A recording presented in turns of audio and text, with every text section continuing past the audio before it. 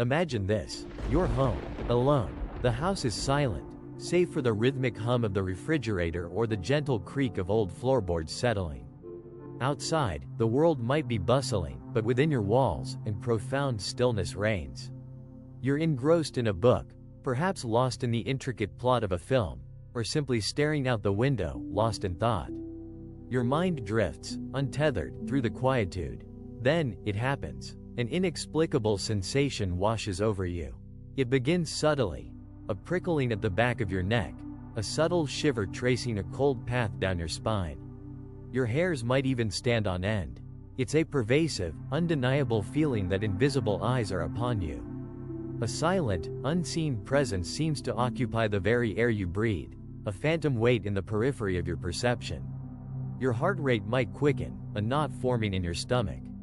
You glance over your shoulder, your gaze darting into empty corners, scanning the familiar, silent room. You peer into the darkened hallway, down the stairwell, into the quiet expanse of another room. Nothing, absolutely nothing. The space is exactly as it should be, vacant, undisturbed. Yet, the feeling persists. It's a primal whisper, a shadow of an instinct, telling you, despite all logic and sensory evidence, that you are not, in fact, alone. You are being watched. But by whom? Or, more profoundly, by what part of you? This isn't a ghost story, nor a cinematic trope designed to provoke cheap thrills.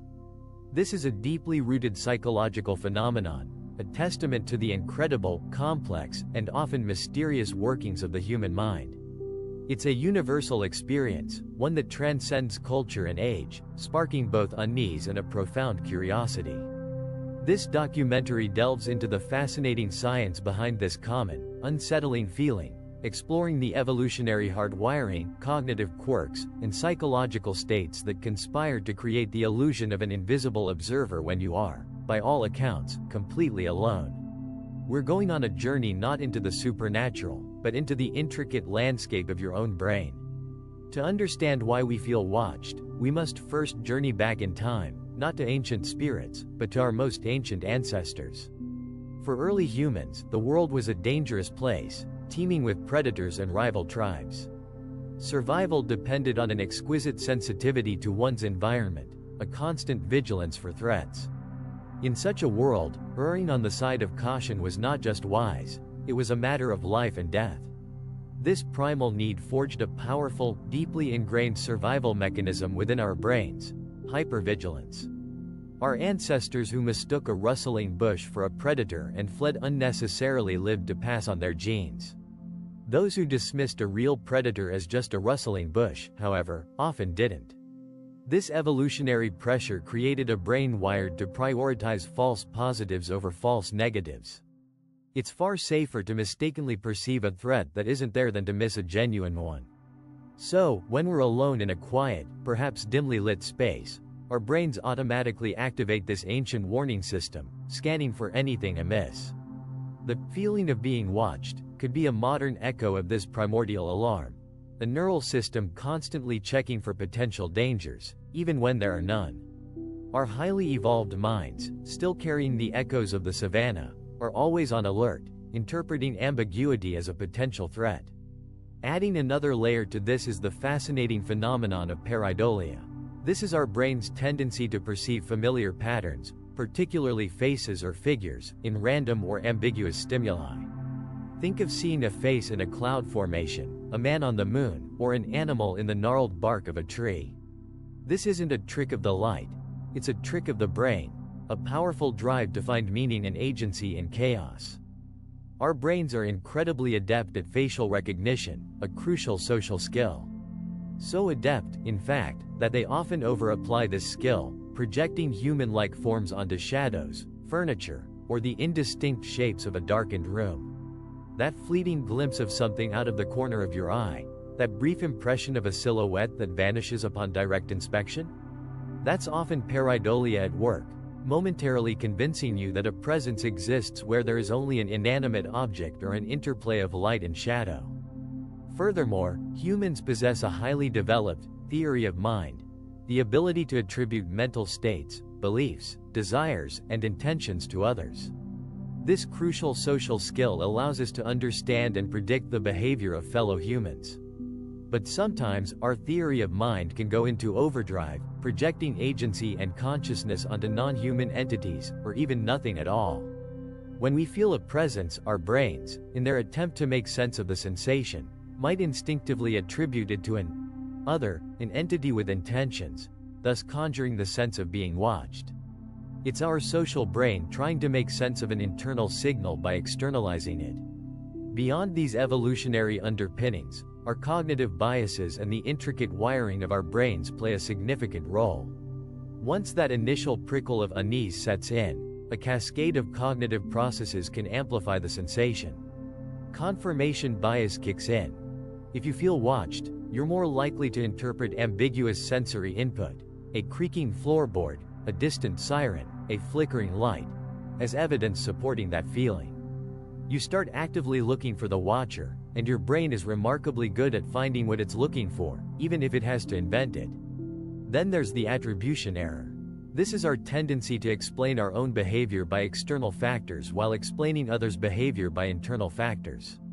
In this context, when you experience an internal sensation, anxiety, alertness, a heightened state of awareness, your brain might misattribute it to an external cause, an unseen observer.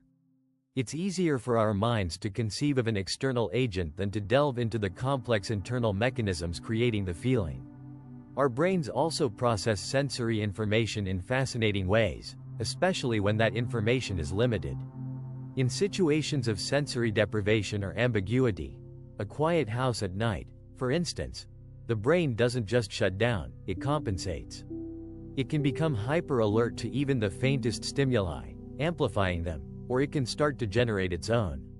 This can lead to auditory illusions, like hearing phantom sounds or your name being called, especially when you're tired or stressed. The rustle of clothes, the hum of electronics, the house settling, all can be misinterpreted as subtle signs of another's presence.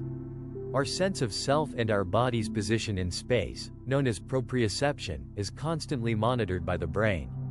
Disruptions or ambiguities in this internal mapping can sometimes create a feeling of otherness within our own personal space. Imagine your brain constantly building a three-dimensional model of your body and its immediate environment. If there's a slight glitch, an anomaly, it might interpret that internal error as an external intrusion. The brain is constantly working to differentiate self from other, and in the quiet isolation, this distinction can blur, leading to the unsettling sensation of not being entirely alone in your own skin. Certain psychological states and environmental factors can significantly amplify this feeling. Stress, anxiety, and isolation are potent catalysts. When we're stressed or anxious, our sympathetic nervous system goes into overdrive, preparing us for fight or flight. Our senses sharpen, our heart races, and our vigilance increases, a perfect recipe for feeling watched. Prolonged periods of solitude, particularly if they lean into loneliness, can also trigger this phenomenon. Humans are fundamentally social creatures. A deep-seated need for connection might manifest as a perceived presence, a subconscious way of alleviating the profound ache of isolation. Our minds, craving interaction, might conjure a phantom companion, even if that companion feels unsettling. The liminal states between wakefulness and sleep are also prime territory for these experiences.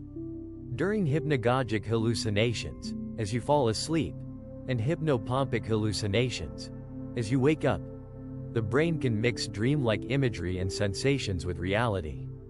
This is when vivid, often frightening, perceptions of intruders, shadows, or presences are common. Sleep paralysis, a terrifying condition where you wake up but can't move, is frequently accompanied by a strong sensation of a malevolent presence in the room, often pressing down on the chest or lurking in the shadows.